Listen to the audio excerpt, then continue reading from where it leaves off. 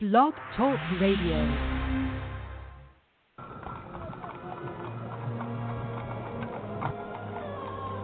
The year, 1888. The place, London's East End. Dead and mutilated bodies are popping up all over, from Stamford to Whitechapel. Jack the Ripper is leaving his mark, and the city's on edge. Yvonne Mason is back with a tale of murder and millinery. The Rhodes Hat Factory is booming while the body count rises. Why now? How are these hats connected? Has the Hatter gone mad? Mad Hatter, from Yvonne Mason. Available now on Amazon.com. Well, good evening, ladies and gentlemen. This is Wednesday night, and this is Off the Chain. I am your host, Yvonne Mason. Of course, that was a piece of shameless promotion. That was my ad man, Chris Dunham, who does all of my ads for my books, doing an ad for my historical fiction set in Whitechapel in the year 1888 called The Mad Hatter. For those of you who know what happened in 1888 in Whitechapel, that's not what the story's about, even though it does run parallel with The Mad Hatter. And if you don't know what made hatters go mad, you must read the book, because it is filled with why hatters went mad. I'm going to tell you, ladies and gentlemen, things just keep getting better and better and better on this show. Between the listeners and my guests, like my guest tonight, author Fran Orenstein, this show has just taken on its own train tracks, and the train drives itself. I am so honored and pleased and humbled that not even a year old yet is doing as well as it is doing. Ladies and gentlemen, on Blog Talk by itself, we are up to 9,170 listeners. That's 9,170 listeners just on this show. We're a little shy of 830 listeners of reaching the 10,000 listener mark just on this show. We're well over 20,000 with all the podcasts we put up, and we're heard in over 65 countries. So my guests get the exposure they might not ordinarily get because of this show. And I've always said this show is not about me. It is about the wonderful guests that I have on this show. And just as an aside, get ready, because on December the 12th, put this in your books, on December the 12th, those of you who read the author James Swain, he is coming on this show, ladies and gentlemen. I am so tickled. So before we get into our guest and listen to some of Fran's poetry and see what she's been doing, this woman has been busy, busy, busy, busy. I have to do a little housekeeping. We have two new sponsors to the show. We have author David, let me find him, Darren Cox, author Darren Cox. And he says, "Don't let the enemy steal from you. A Crown of Thorns to a Crown of Righteousness" by Darren Cox. Don't let any man, anything, or any situation in your life ever steal the things that God has ordained for you to have. One of the many great things of my generation that I see, one of the great things that breaks my heart, is I see a generation that has no idea of the destiny and the future and the hope that God has for our generation. I look at young people in hopelessness. There's so much. We have the cars, we have the entertainment, we have the lights, we have everything that the world could offer a generation. And yet there's never a generation more depressed, more hopeless. Order today an ebook or paperback on Amazon or wherever books are sold, and it is called "Don't Let the Enemy Steal from You, A Crown of Thorns to a Crown of Righteousness" by author Darren Cox. And then we also want to welcome author Diane Moat. And she has this quirky little book for children that if I had a child at home, I would get tomorrow. And this is what she says. "I have a great new children's adventure to tell you about. Pepper Neal pet sits magical animals, and the first of the series the supernatural pet sitter, the magic thief, someone begins stealing the magic from Pepper's animal friends. She has to find the magic thief before the magic thief finds her. The Supernatural Pet Sitter by Diane Mote is now available on Amazon as an ebook or paperback. So plan ahead so you can entertain the kids on a long car trip, or as we have been having in Florida and Fran has been having in Georgia, and as they are now having in Alabama, Texas, and Louisiana, a rainy summer day. That's the Supernatural Pet Sitter by Diane Mote. Get it on Amazon today. And I just want to give a shout out to our friends in Texas, Alabama, Louisiana, and the Panhandle of Florida. Our thoughts and prayers are with you during this really, really bad tropical storm that is coming with tornadoes, ladies and gentlemen. So please add them to your prayer list or your good thoughts. Now, on to tonight's show. I'm so excited. I've been waiting on this for a minute. Author Fran Orenstein has been with me before, and the last time she was with me, she lived in Arizona. She has now moved to Georgia, and we are bringing her back. She is the founder of Sunwriter, a multi-faceted writing project.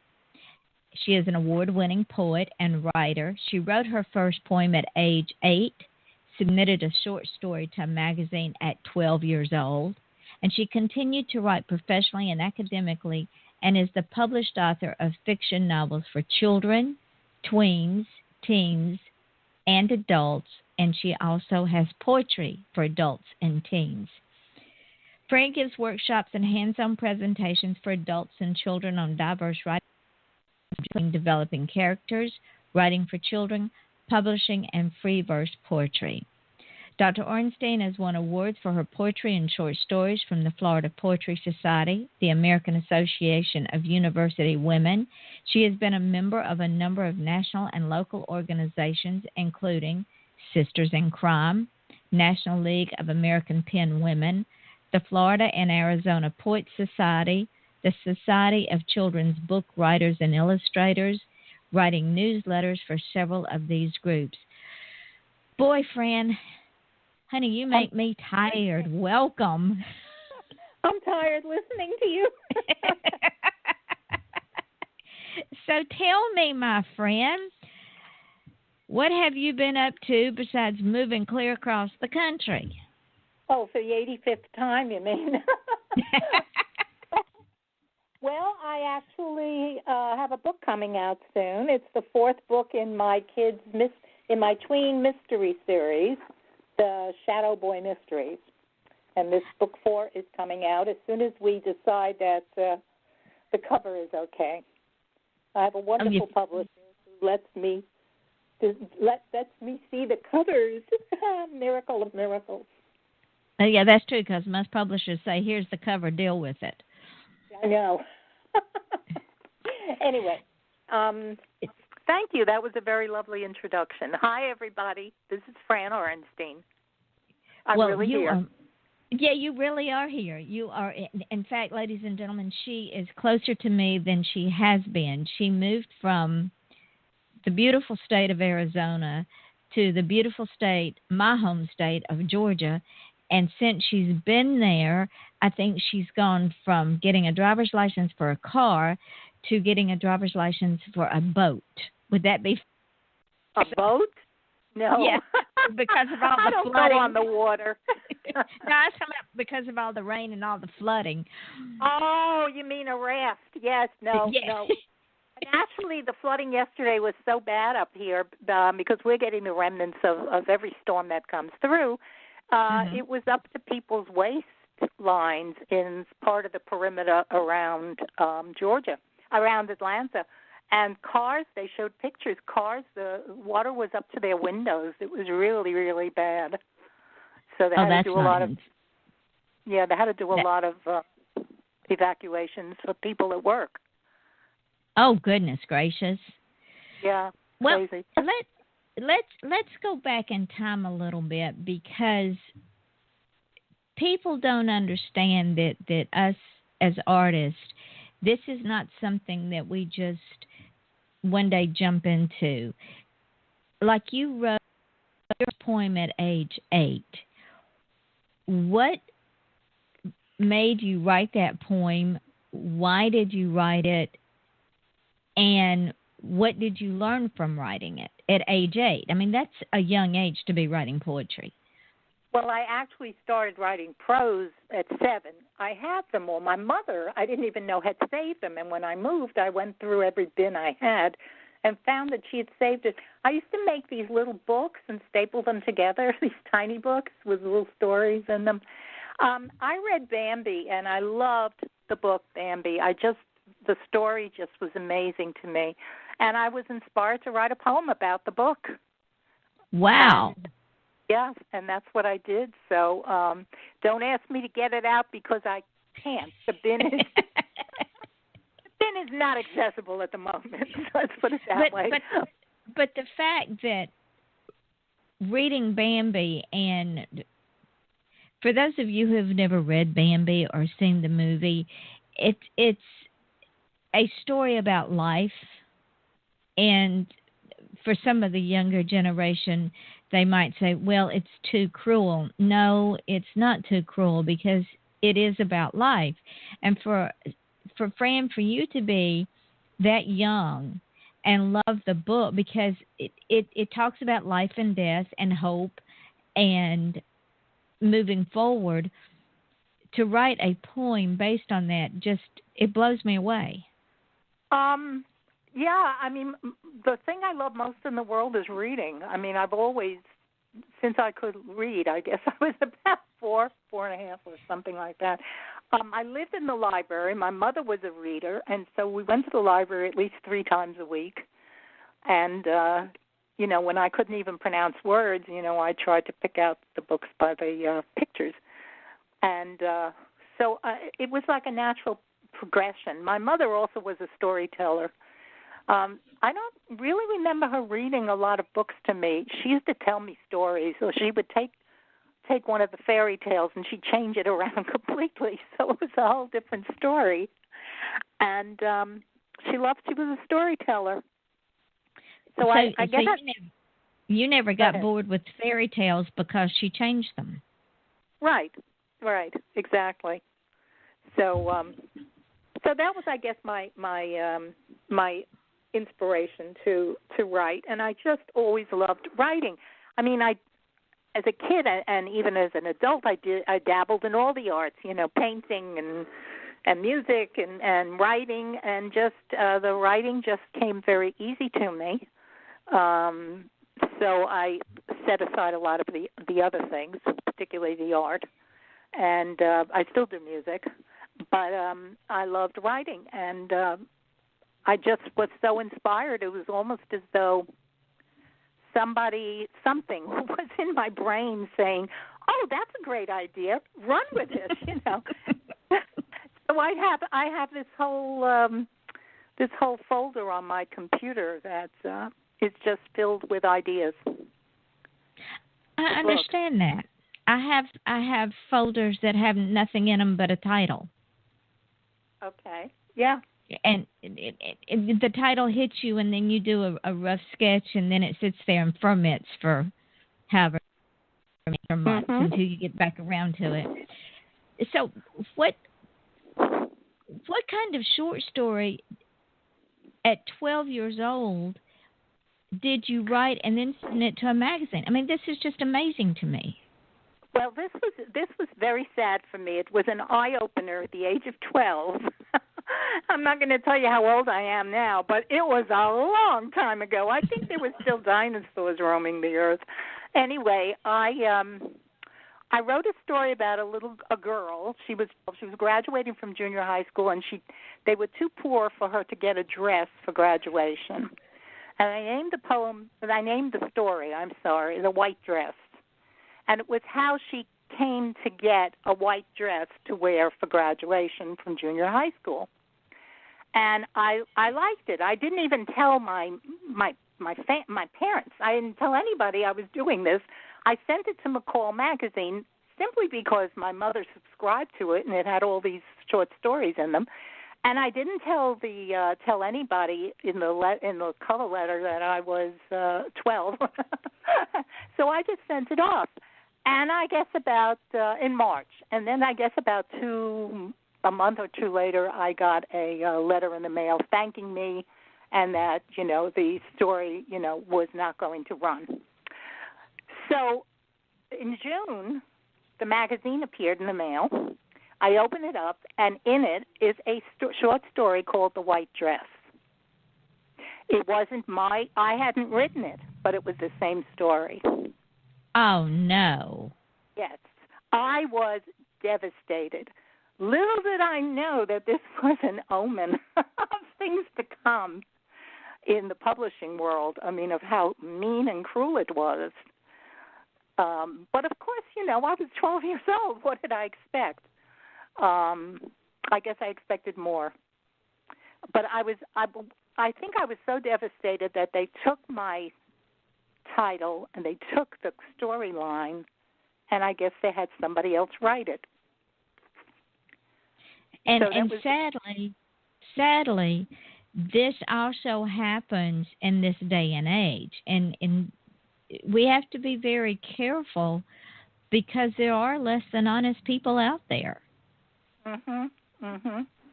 And to tell you the truth, except for Betsy McCall paper dolls, I never looked at another McCall magazine ever again.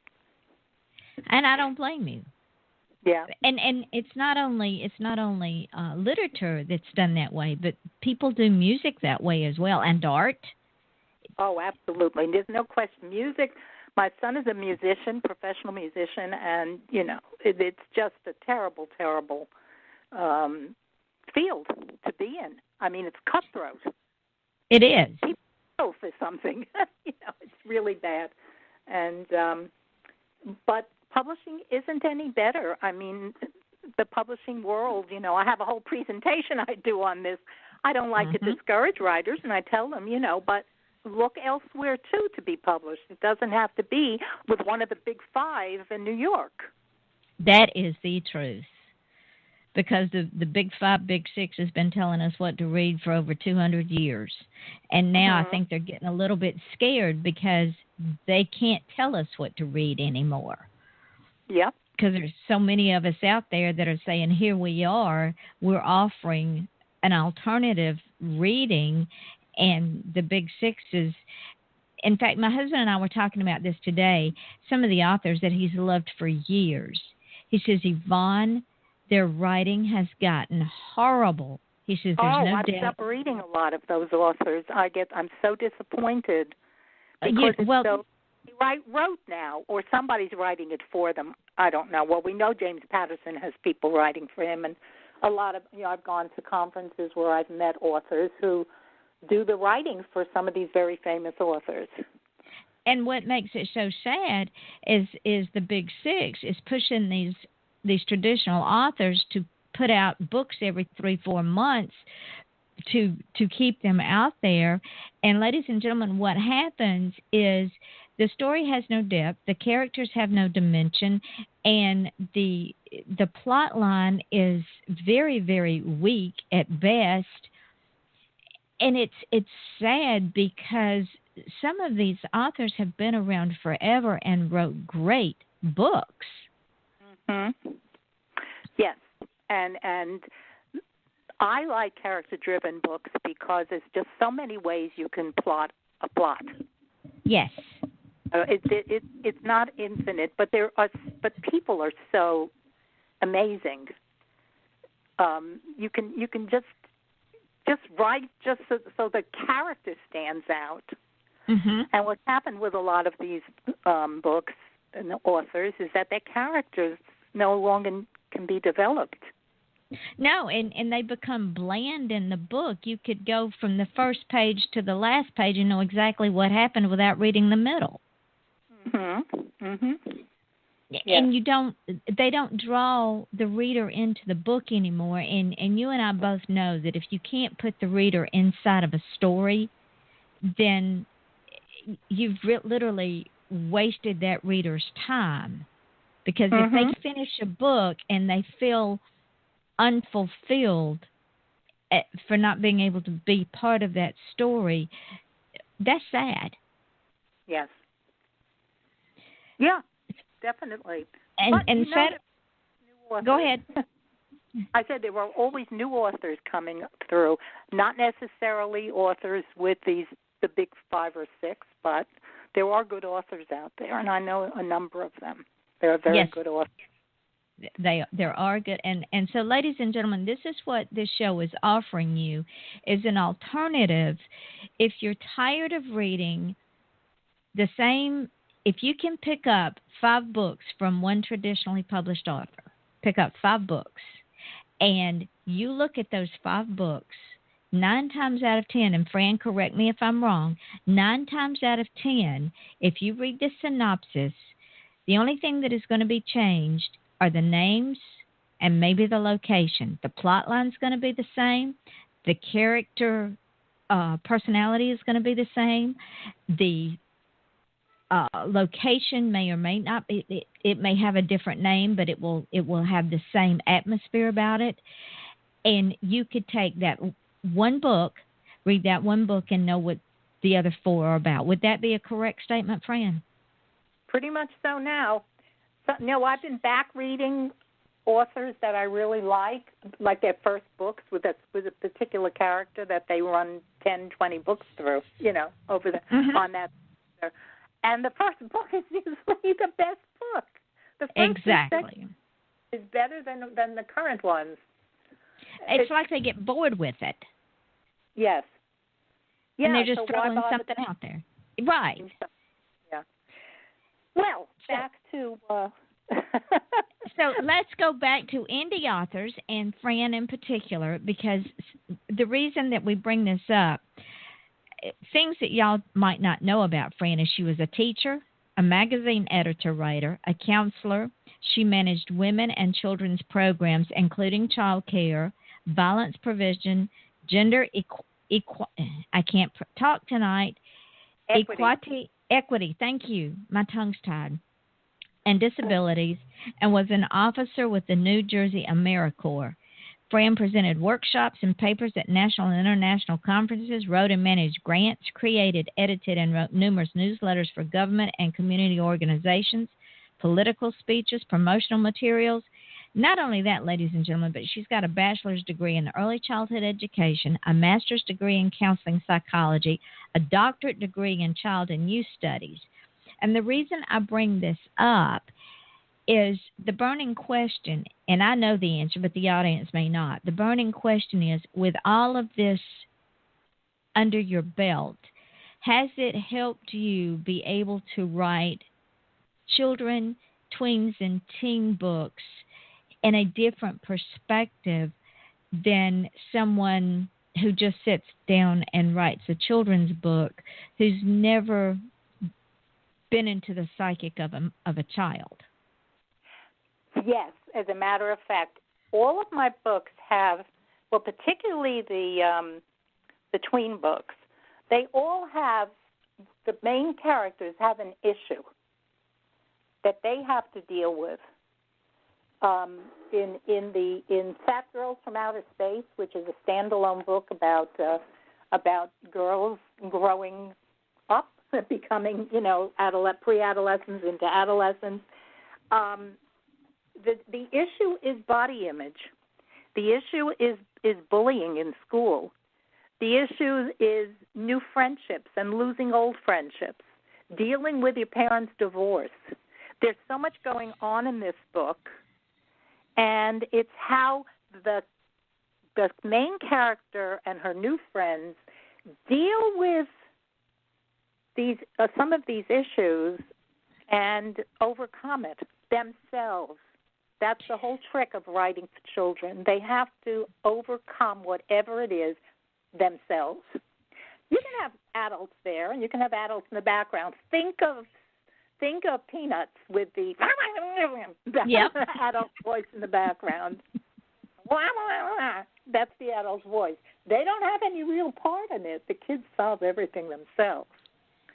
So by doing this, you're bringing up an issue. You're having the kids deal with it and solve it in some way without without parental input and without preaching, because that's the big deal with books for kids. Yes. Never preach; they'll never read it. But they have to be able to see the life, even if it's fiction. They have to be able to see how that character handled the things that were going on in their life, and then translate it to their own life, and be able to make conscious, positive decisions. Yes, and Freddie in Fat Girls is fat. I mean, she could. She could also be thin. She could also have a disfigurement. She could have a lot of issues. Mm-hmm. It's just that I based it on my life, and I was an obese child, and so I made Freddie an obese child, and how she deals with it, and her new friends that she meets, and how they are also obese children, because I used two women who I knew for this book, and I interviewed them, and they are main characters in the book as kids. But to just give you an idea, I have just two very fast poems that I wrote for the book. Oh, absolutely. First one's called Just a Piece of Glass. Mirror, mirror on the wall, who is this creature round and small, with mousy hair and greasy clumps, giant zits on raw red lumps? Teeth encased in shiny wire, you're so pretty. Liar, liar. Big butt, big thighs. Why me? Why? Help! The mirror doesn't answer me. It's just a piece of glass, you see. And the second poem is called Who Am I? I'm not what you see on the outside or want me to be to please you. I am who I am. I do what I do because I'm true to me. So look in me, not at me. You'll see me, the real me. This is the key that lets me be free to be me. That's who I am. Wow. Those are powerful poems, Fran. And I know that there are adults out there who know children or have children who feel that way and don't feel like people see the inside. They're too busy looking at the wrapping, and that's all it is wrapping. We are not who we are from the outside in. We're who we are from the inside out. But I will get answers from parents and grandparents when they, like at book fairs and things, they see this book, and they say, well, my child isn't fat, or I don't want her to think she's fat, so I bought the book. That isn't the point. It could be anything. Your child could be too thin and she's called Sticks, or something like that. Or she has her hair that she hates. It's too frizzy or it's too thin or whatever it is. There's a lot of, kids at that age, 12, 13, my God, they wake up in the morning and there's a zit on their chin and they die right there, Nobody will like me. Yes. And they have to learn that what happens in junior high school, getting through junior high school, being bullied if there's anything an issue with you. Friendships go awry and new friendships pop up. And so some of the people that become your friends stay your friends for years until you grow old and one of you die. Yes, absolutely. In fact, there may be a listener on here, I don't know, who I met in second grade. So I don't know if she's listening. She said she wanted to be there. Well, I hope she is. Because the important thing, ladies and gentlemen, that Fran is trying to portray, and I hope I'm putting this out there right, is that when we can teach our children to be secure, no matter what the wrapping looks like, and when they can have friends that are around them, whether it's one or two or three or four, good friends that remain friends throughout their lifetime, no matter what, and they don't have to talk every day, that is more important than being shallow or thinking that you're the cat's meow when you're not, and just love who you are where you are. Would that be fair, Fran? Yeah. Mhm. And that's a very difficult thing to do because you can't, you can't re-educate the entire world. So it's a matter of you being able to overcome and withstand these things, because you're really not going to change other people. They are who they are. That's right. You can only change the way you think. You can't change the way they think. Exactly, and how you react. And that's a very hard thing to do. I don't know who's ever done that, actually accomplished it.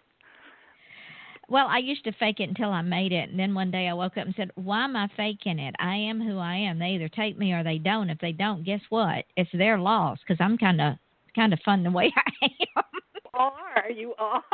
I've known you a long time, and you are. But I did the same thing with the mystery series. Each of the main characters has some kind of an issue. Willie is the smartest kid in town. He lives in a small town. He skips grades. He has no friends. He spends his day reading by himself in an abandoned old cellar. And then there's this mystery kid who comes along named Hubie, as in Ruby. And he knows things he shouldn't know. He can make things happen. And everybody throughout the books tries to guess what he is. And they think he's an alien from another planet. They think he's a ghost. They come up with all kinds of things. I never tell. I leave it to the reader, the kids who read the book. How neat is that? That's Mystery Under Third Base. The second book is about Alex, who is a lonely boy. His older brother doesn't want anything to do with him. His mother works 3 jobs, and his father is missing in action in the Gulf somewhere, in the desert someplace. And he's a very lonely kid, and he takes up with the bad kids in town. And then Hubie comes along to help him. In The Mystery of the Stolen Painting, Danny has dyslexia. The kids laugh at him. He stammers. He has trouble reading out loud. The words just dance on the page or turn backwards to him. And his father was a police detective who died stopping a robbery at an art gallery. But Danny has an amazing talent in art. He's an amazing artist at the age of 12. And his art teacher takes him under his wing and gives him lessons. But is his art teacher really who he is? Or did he have something to do with this robbery at the gallery where Danny's father died? Interesting. And then the fourth book is about twins, fraternal twins, Ellen and what's her brother's name? I write so many books, I forget everybody's name. Well, anyway. They're twins. They're twins. And they live in poverty. So their issue is abject poverty, where they don't have enough food to eat, they don't have a working toilet, they don't have any hot water, and they have to keep moving around because people make up things about their family. Their father isn't there for them. And so, and I do this because I think that it's important to emphasize the importance of the role of a father in a family. That is absent too much in families. Excellent.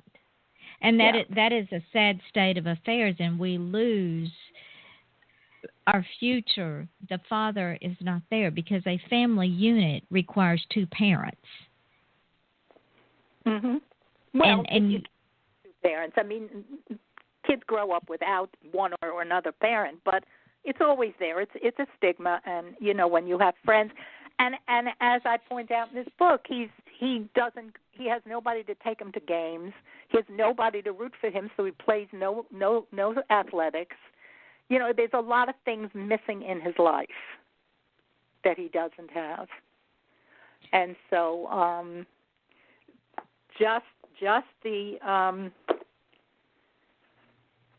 just for all of it, for example, in The Mystery of the Green Goblin, the very first line is, by November 1st, the whole town believed that Alexander Cooper, age 11, had murdered the worm on Mischief Night. Wow. So that kind of grabs you. Yeah, it does. Now, you also have written poetry books for women. Now, ladies, pay particular attention to this, because I have not personally read these books, but what I have read about these two books, I think we could all, as women, relate to the poetry in these books and to learn from them. So if you've got a couple of those, Fran, I would love to hear them. Yeah, I do. The first book is called First Footprints, and it's really a memoir in poetry. People will relate to it. It's very relatable. And I grew up in Brooklyn and the Bronx, so a lot of these poems have to do with that area, with the New York area. But everybody can relate to this no matter where they grew up. It's called Saturday Afternoon Movies in the Catskills. And the Catskills are mountains in lower New York State, right outside of New York City. It's Saturday, and it's raining. Glistening drops plopping on the roof, soggy grass under black rubber boots, squishing as we plod to the big wooden porch. Not a fun kid's day, nothing to do day, boring day, another game of cards. Mothers save the day. We go into town to the movies. Daddies will drive all the kids, pick us up again. Movies in the 1940s, a special feature movie, another not-so-special feature movie, a newsreel, and a cartoon. The smell of wet clothes, the scent of popcorn and melting chocolate, fizzy cherry coats going up our noses, giggling, pushing, punching, and shushing. 25 cents well spent to keep us happy on a rainy Saturday afternoon in the Catskill Mountains. I could see it. I could see that entire poem like a movie. Mm-hmm. And high school, 1955. Geography of New York City. 5 boroughs, surrounded by water, rambling rivers, flowing narrows, the mighty Atlantic, high schools with swimming pools. Proclamation of Nitwits. In the event of an atomic bomb attack, you must learn to swim. Swim where? Across the Atlantic to Europe? No, to New Jersey across the Hudson River. Either Miss Swim Teacher Extraordinaire, enter Miss Swim Teacher Extraordinaire, 100 years old, if it clothed in a long black swim dress, white hair tightly bunned, wrinkles stretched across pale, bony features, moving in slow motion. She gestures to the wall, voice quivering. Where hangs a 12-foot pole with a hook. Nothing to fear, I will save you with that. Imagination runs amok. Miss Ancient Swim Teacher running alongside the pool with a 12-foot hook. Enter stage left, girl afraid of water, eyeing the hook and the Ancient Mariner. Uninspiring thoughts of incipient death by drowning. Lined up, 7 fearful neophytes stare helplessly at the water. Oh, God, it's the deep end. 2 seniors tread water, prepared for rescue. Jump, Miss Ancient Mariner yells. One by one they hesitate, then jump in and paddle, seniors trailing at the ready, until girl, afraid of water, stands at the brink. Jump, Ancient Mariner shouts. Girl stands frozen. Coward, yellow streak down your back, she shrieks. Is this me, girl wonders? Will this determine life's path? Will my decision today mar tomorrow? Girl speculates on a life of shame. Girl contemplates a yellow spine. Here's the snickering girls on the bench, the angry panting of Miss Ancient Mariner. Girl turns and walks from the pool. Bombs be damned. I love it, because I'm afraid of water. That would have been me. Mm-hmm. I would have failed PE because I would not have gotten in that pool. Well, I had to get a doctor's note saying I couldn't go into anything that had water in it. No. Water and I have this relationship. If I don't go in it, it won't drown me. Okay. It's logical to me. Now, you also have a series called The Shadow Boy Mysteries, right? That's the one I was telling you about. That's the one I was just talking about before. Okay. There's a fourth book that you've got coming out on that one, right? Yes. Tell us a little bit about that one. It's called The Mystery in Graham's Attic, and it's about twins who live in abject poverty. I mentioned that. Right. Yeah, and I can read a little bit from it if you wish. I mean, that would be lovely. Okay, Chapter 1, Snoots and Rotten Apples. The hot Arizona sun beat down on Ellen Barron, roasting her like a turkey in the oven, except they didn't have an oven or a turkey. She sat alone on the grass, her back against the stone wall surrounding the middle school yard. Ellen tried to shrivel into the stone, hoping for some coolness and maybe disappear into the wall. She felt a tickle on the back of her neck and slapped at whatever flying critter wanted to bite. Ellen looked at her hand, but it was clean. She shook her head, but the tickle kept on tickling, so she pushed her hair aside and scratched. Finally, she gave up and figured a mosquito had already bitten her and flown away. Bloodsucker. And then I'm going to skip to the snoots. So hold on, so you'll know what the snoots are. Interesting. Okay. She looked off into the distance and watched girls practice flips for the tryout for next year's cheerleader squad. A few brave members of the squad of the marching band tootled on their wind instruments under the shady overhang of the building. Ellen saw Kinsey Taylor tilt the saxophone so it glinted off the sun. It should have been her saxophone, but they couldn't afford to rent it, so Kinsey played it instead. Ellen wiped away the tear that dripped over her eyelid. She hated Kinsey for that, but it was wrong because it wasn't Kinsey's fault that her father could pay for it. Ellen hadn't seen her father in 5 years because just after their seventh birthday, he went away and didn't come back. She and Troy didn't know why, so there wasn't anyone to blame. She pushed down the anger and squashed it under her toe until she didn't feel it anymore. Then she heard the low voices and giggles, just loud enough for her to hear. She refused to turn toward the sound because she heard her name and knew it was the Snoots.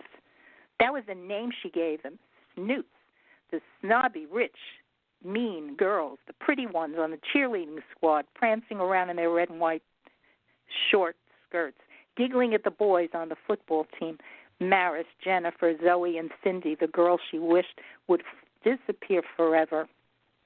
Did you see her hair? I don't think she ever washes it, Cindy said. Maris nodded. Probably smells like wet dog.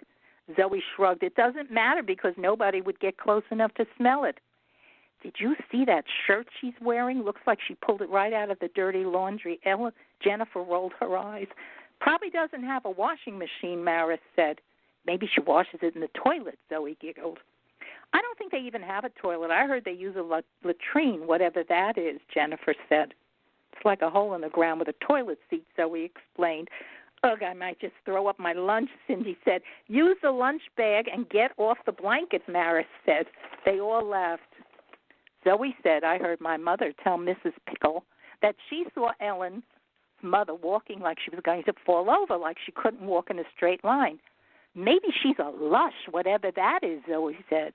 I think it's somebody who drinks a lot, Cindy said. Oh, you mean like that dirty old man with the paper bag who sleeps in the alley beside the liquor store, Zoe asked. Cindy nodded and then looked around and whispered, I think her father's a murderer or something. I heard my mom talking on the phone. What? Maris shrieked. Quiet, Maris, Jennifer said. Ellen's sitting right over there. Maris clapped her hand over her mouth. Then she whispered, my father's on the school board. He'll freak if he finds out there are murderous kids in the school. Well, don't tell him. My mom says they had to move a lot of times because somebody always finds out. I feel kind of sorry for them. Come on, Jennifer, you never feel sorry for anybody. There was no breeze, but the tree shook slightly and leaves fell down on the blanket. Jennifer absently brushed them off her lap. I know, Cindy, it's like I'm suddenly being really stupid. Ellen started to jump up and scream, "You're all liars. Your mother's a liar. It's all lies." But something pressed her shoulder and held her down.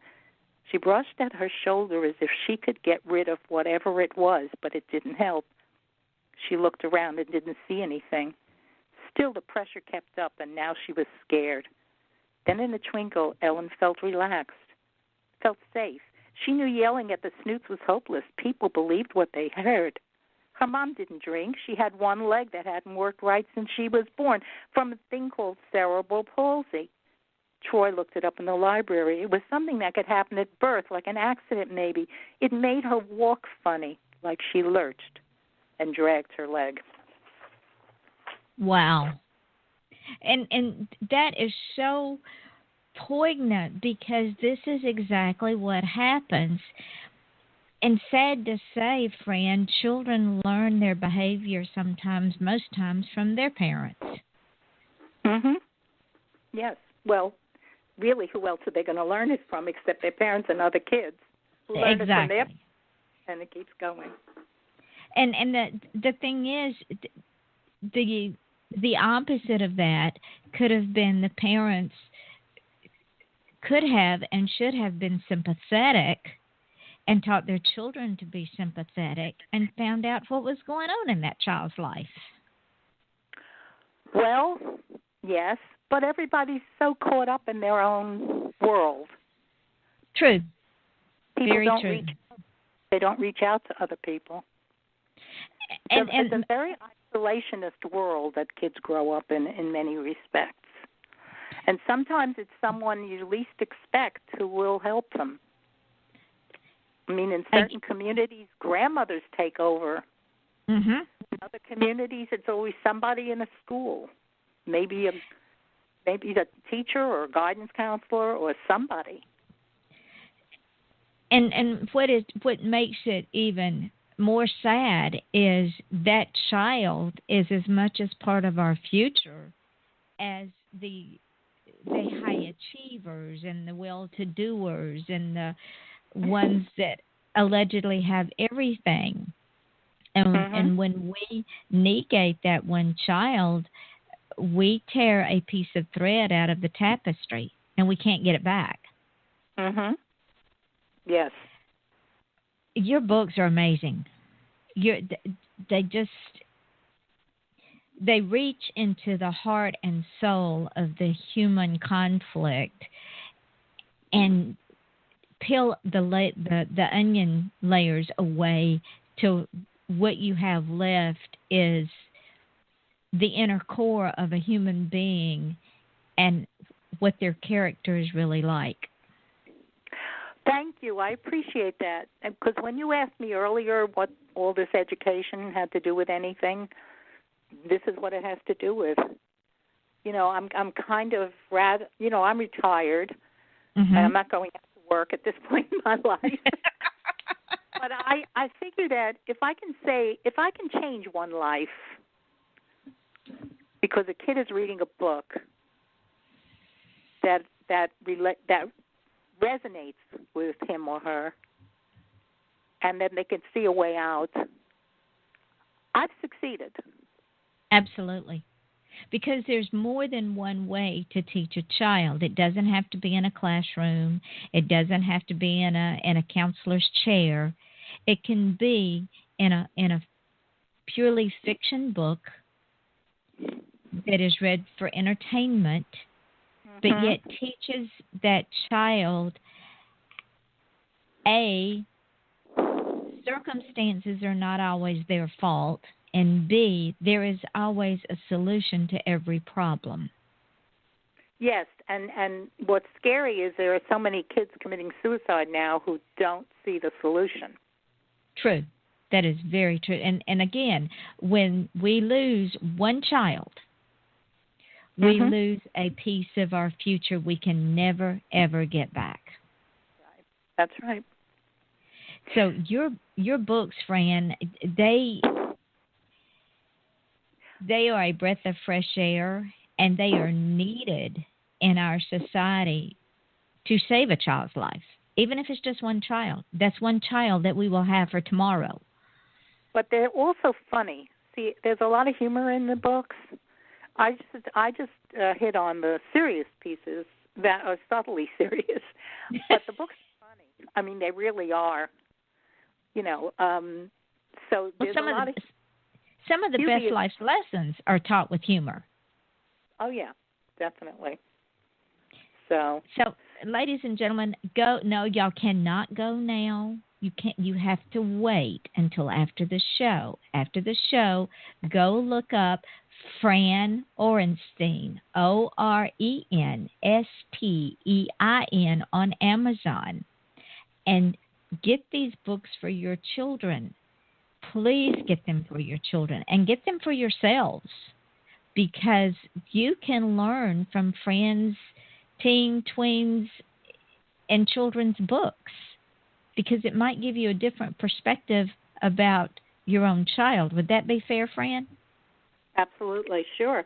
And it's a lot of fun. I have two historical romance adventure novels one takes place in France and Königsberg in 1700, and the other one takes place in Lithuania in 1900. And adults love them. They really were meant for middle teens, but adults love them. What are the name of those books? The Calling of the Flute and The Spice Trader's Daughter.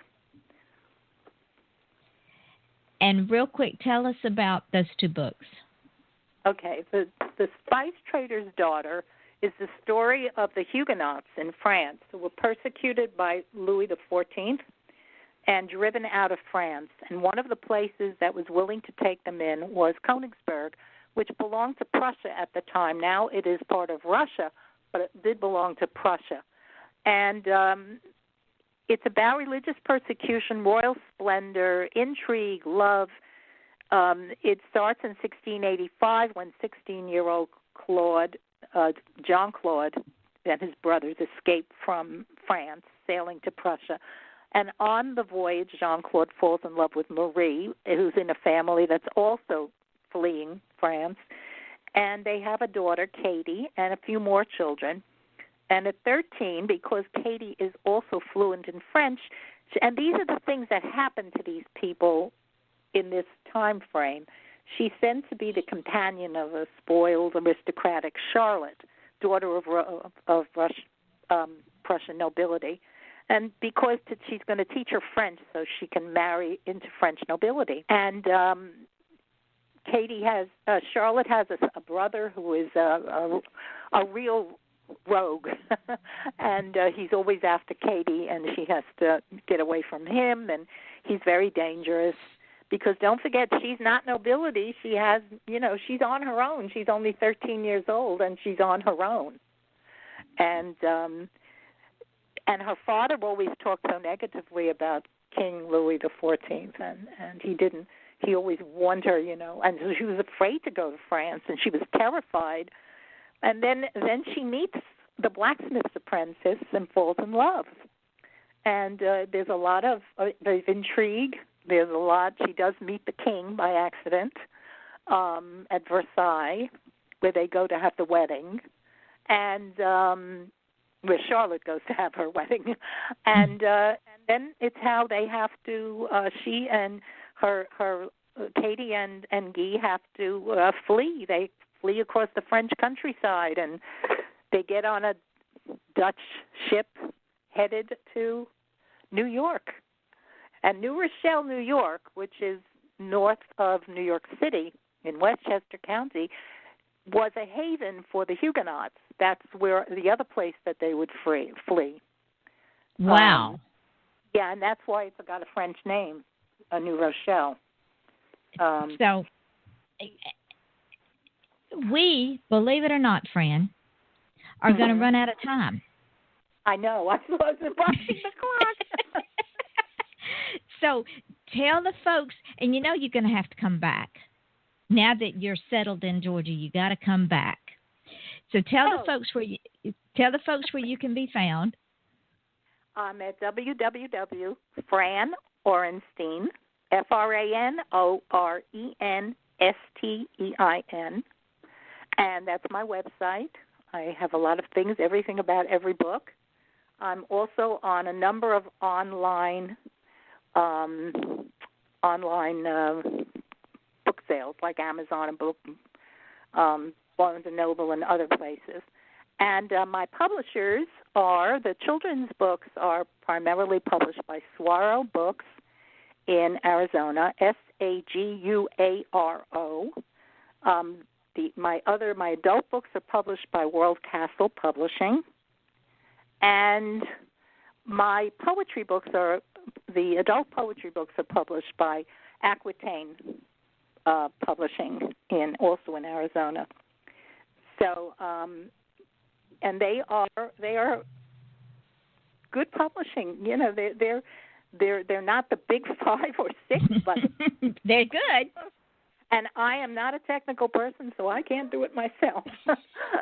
So ladies and gentlemen, go and get her books. And Fran, don't hang up when the show goes dark.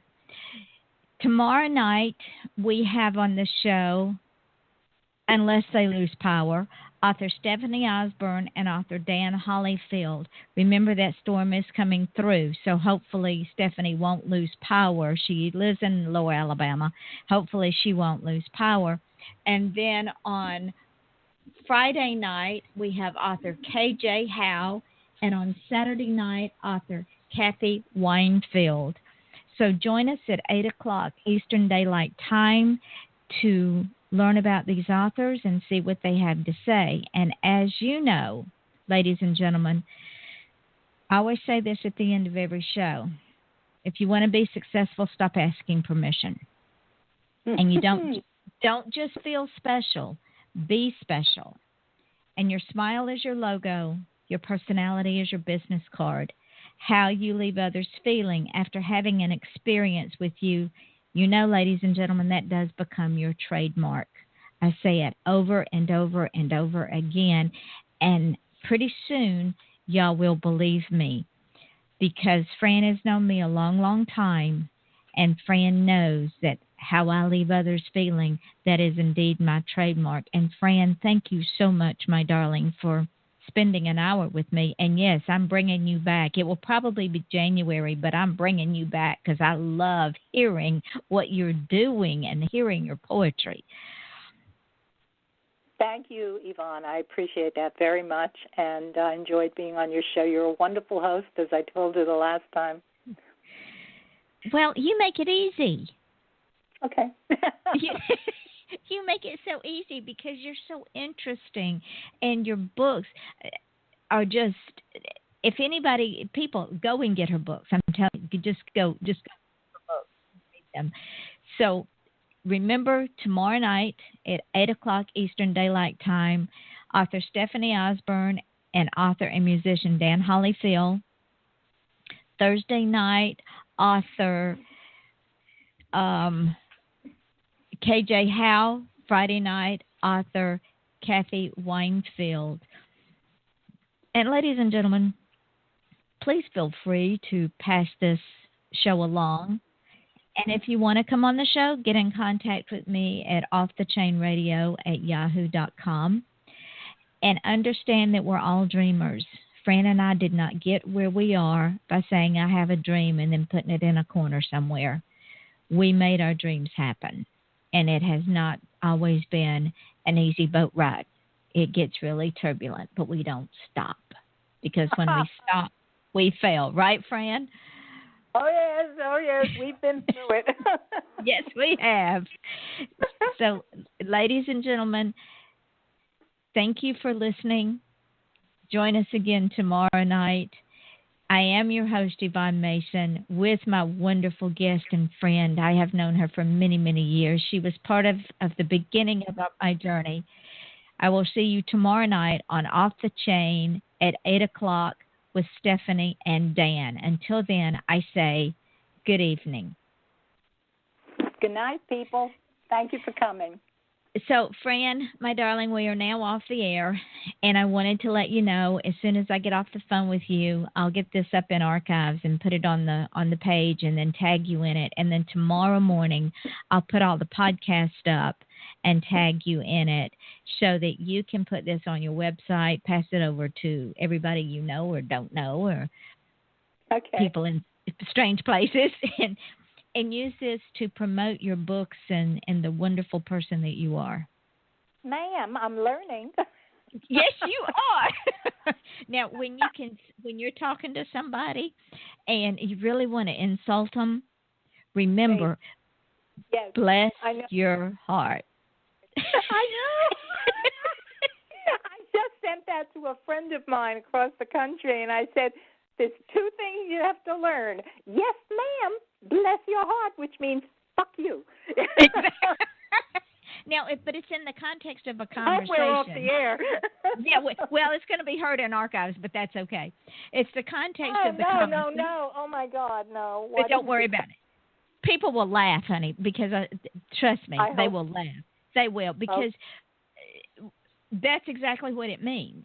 If you're really pissed off, but if it can also mean that you're in sympathy and empathy with them if it's in the context of the conversation. So, that is because Southern women were not allowed to be crude, rude, ill-mannered, and sociably unacceptable.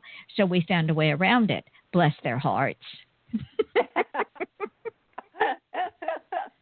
Yes, I've known Southern women, and it's really steel magnolias, that's for sure. That is true. They haven't know what they're thinking. That's the problem. Amen. We don't tell everything we feel. So, my darling, I will close this show, and once again, thank you, and I will get with you about coming on maybe in January, and by then you should have some more good stuff ready for us, right? I hope so. Yes. It takes so long for things to get published now, even with a publisher. So, that's anyway. True. But we can talk about it. The new poetry book, let me know. I'm not technical enough to get it on myself, otherwise I'd publish it myself. But so, if you have any ideas, let me know. We will put it out there in the atmosphere, and ladies and gentlemen, if you know of anyone that publishes poetry, contact Fran, because this adult poetry this children's poetry book needs to be gotten out there. I really believe in it. Good night, my darling. I apologize for my language. It's all in fun. Nobody took it serious. Don't worry about it. I've heard worse, believe me. I'm sure others have too. Bless your heart, my dear. And I mean the right way, not that way. Absolutely. Same to you, sweetheart, and I will be talking to you later. Bye-bye. Bye-bye.